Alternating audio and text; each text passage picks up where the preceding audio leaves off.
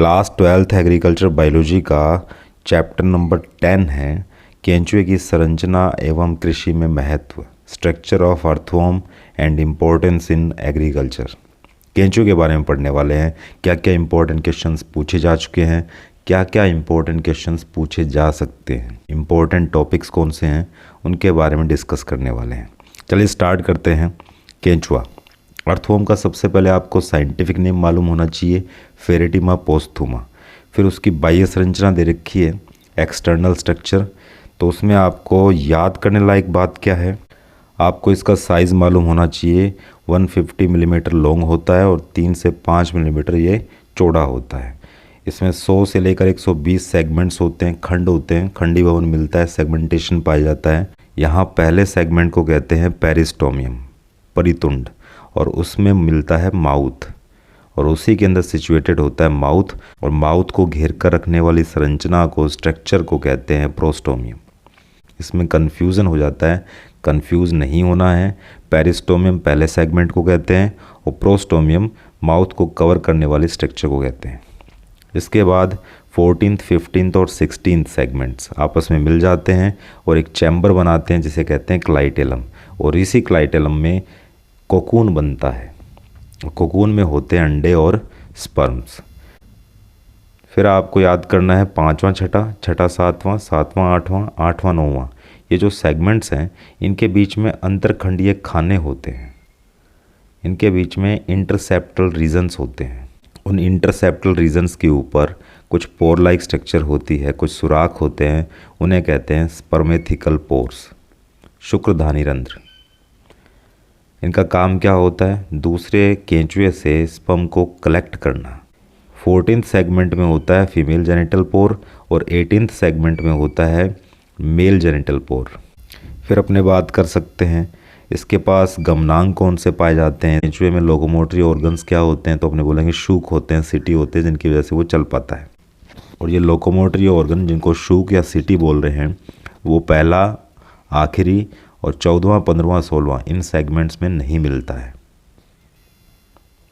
उसके बाद genital papillae, एक 17th सेगमेंट है, एक 19th सेगमेंट है। 17वें और 19वें खंड के अंदर ये जेनिटल पेपिली मिलते हैं जो दो केंचुओं को आपस में अटैच करने का काम करती हैं। याद रखना आपको।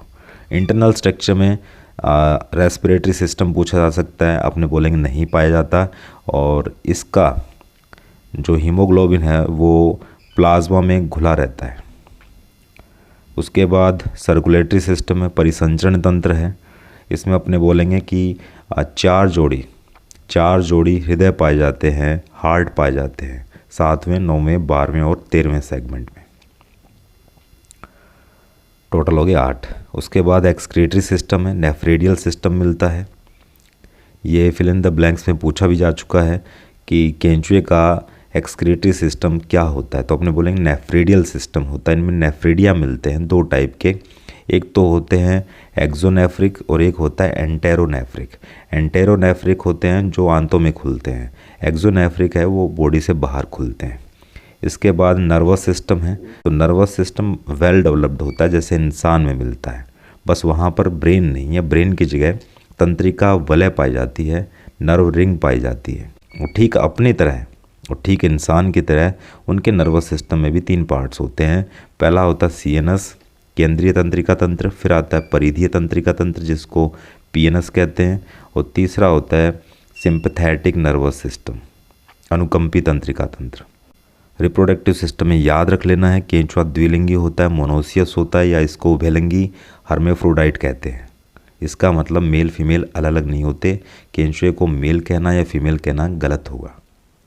एक ही बॉडी में दोनों मेल और फीमेल पार्ट मिलते हैं। मेल पार्ट में क्या क्या हो सकते हैं, वर्षण, टेस्टिस, वर्षण कोश, स्क्रोटम, शुक्राशय, प्रोस्टेट और दूसरी जो एक्सेसरी ग्लैंड्स होती हैं वो पाई जाती है। और फीमेल पार्ट में अंडाशय होता है, ओवेरी, अंडकीप होता है, फनल, अंडवाहिनियाँ होती हैं, ओविडक्ट, और उसके अंदर फीमेल जेनिटल पोर मिलता है, और शुक्रग्राहिका स्पर्मेथिका पाई जाती है जिसमें स्पर्म को कलेक्ट करते हैं। उसके बाद आपको याद करना है केंचुए में निषेचन किस प्रकार का होता है? केंचुए में फर्टिलाइजेशन किस टाइप का होता है? तो अपने बोलेंगे एक्सटर्नल होता है, बॉडी से बाहर, कोकून के अंदर या मिट्टी के अंदर। अब मोस्ट इम्पॉर्टेंट चीज़ है डाइजेस्टिव सिस्टम, जो आपके प्रैक्टिकल एग्जाम में भी पूछा जाता है। इसमें आपको सेगमेंट याद करने हैं। पहले सेगमेंट में माउथ होता है और पहले सेगमेंट को कहते हैं पेरिस्टोमी। पहले से लेके 3 सेगमेंट तक बक्कल कैविटी होती है। उसके बाद फेरिंग्स आती है, वो चौथे खंड में होती है। उसके बाद ईसोफेगस ग्रसिका आती है, वो 5वें से लेकर 8वें तक होती है। गिजार्ड होती है आपकी 8वें और 9वें सेगमेंट में। फिर स्टमक अमाशय वो मिलता है आपको 9वें से लेके 14वें खंड तक। और इसके अंदर मोस्ट इम्पॉर्टेंट थिंग है कैल्सीफेरस ग्लैंड्स पाई जाती है, जो मिट्टी में ह्यूमिक एसिड को न्यूट्रलाइज करने के काम में आती है, उसको निष्क्रिय करने के काम में आती है, उसको उदासीन करने के काम में आती है। कैल्सीफेरस ग्लैंड्स पाई जाती है अमाशय स्टमक में, उसकी दीवारों में, जो मिट्टी के अंदर ह्यूमिक एसिड होता है उसको न्यूट्रलाइज करने के काम में आती है। फिर अपने बात कर सकते हैं, आंतें स्टार्ट हो जाती है, जिसको टिफ्लोसोलर रीजन कहते हैं। टिफ्लोसोल इसलिए बोलते हैं कि उसमें उसकी दीवारें होती हैं आंतों की, वो फोल्डेड होती है, वलन होते हैं उसमें। तो इसको 3 सेगमेंट में बांटा गया है। पूर्व टिफ्लोसोलर क्षेत्र, प्री टिफ्लोसोलर रीजन, उसके बाद टिफ्लोसोलर रीजन और लास्ट में आता है पोस्ट टिफ्लोसोलर रीजन।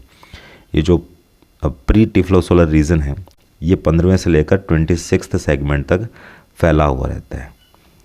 और इसका जो 26वां सेगमेंट है उसमें इंटेस्टाइनल सिक्का मिलता है, और ये इंटेस्टाइनल सिक्का 22वें से लेकर 23वें खंड तक फैला होता है। उसके बाद टिफ्लोसोलर रीजन होता है 27वें से लेकर लास्ट के अगर 23 से 25 सेगमेंट छोड़ दिए जाएं, वहाँ तक टिफ्लोसोलर रीजन फैला रहता है। लास्ट में बचता है पोस्ट टिफ्लोसोलर रीजन। लास्ट के 23 से 25 सेगमेंट जो बच गए हैं उन सब को एक साथ कहते हैं पोस्ट टिफ्लोसोलर रीजन। इसको रेक्टम या मलाशय भी कह सकते हैं। इसके अंदर केंचुए का जो वेस्ट होता है वो इकट्ठा होता है। लास्ट जो सेगमेंट है, लास्ट सेगमेंट में गुदा या एनस होती है, जहाँ से वेस्ट प्रोडक्ट बाहर निकलता है, जिसको वर्म कास्टिंग कहते हैं। इससे मिट्टी की फर्टिलिटी इंक्रीज़ होती है। डाइजेशन कैसे होता है, पाचन क्रिया कैसे होती है, वो देख लेते हैं। इसमें अपने जैसे इंसान के अंदर बात करें तो मुंह से डाइजेशन स्टार्ट हो जाता है कि उसमें लार मिलती है। ठीक यहीं पर अपने बात करें केंचुए में, तो केंचुए के अंदर ग्रसनी फेरिंग्स से डाइजेशन स्टार्ट हो जाता है, वहाँ पर लार बनती है, सलाइवा बनती है, और सलाइवा में म्यूसिन होता है और एक प्रोटीएज होता है। म्यूसिन है भोजन को सॉफ्ट बना देता है, और प्रोटीएज है वो प्रोटीन का डाइजेशन करने में हेल्पफुल होता है। उसके बाद जो कैल्सीफेरस ग्लैंड्स है वो ह्यूमिक एसिड को न्यूट्रलाइज करती है, वो पहले बता दिए। आंतों तक पहुंचते पहुंचते उसमें ट्रिप्सिन, पेप्सिन और लाइपेज मिल जाता है, जो कि वसा, प्रोटीन और स्टार्च का डाइजेशन करते हैं। लास्ट है कृषि में महत्व, इम्पोर्टेंस इन एग्रीकल्चर। पहला है, इसको अपने बैट के रूप में काम में लेते हैं मछली पकड़ने के लिए। मछली को पकड़ने के लिए केंचुए को बैट के रूप में लगाया जाता है कांटे के आगे, और मछली फंस जाती है उसमें। और बहुत सारे जैसे मछलियाँ हैं, पक्षी है, मेंढक है, छुछुंदर है, छिपकलियाँ हैं, ये सब उसको खाते हैं। केंचुए को पेट भरता है, उनका फूड चेन बनती है। फिर है जैविक खाद के रूप में, इससे अपने बायो फर्टिलाइज़र तैयार कर सकते हैं। केंचुए की जो खाद होती है वो बायो फर्टिलाइज़र का काम करती है, उसमें NPK काफ़ी अच्छा होता है। कौन से केंचुए पाले जाते हैं वर्मी कंपोस्ट में, वो 2 नाम दिए हुए हैं, डेडेटिवोरस और दूसरा जियोफेगस। फिर मिट्टी को सुधारता है ये। केंचुआ जब बिल बनाता है मिट्टी में तो वहाँ सुराख बन जाते हैं मिट्टी में, और जिससे एरेशन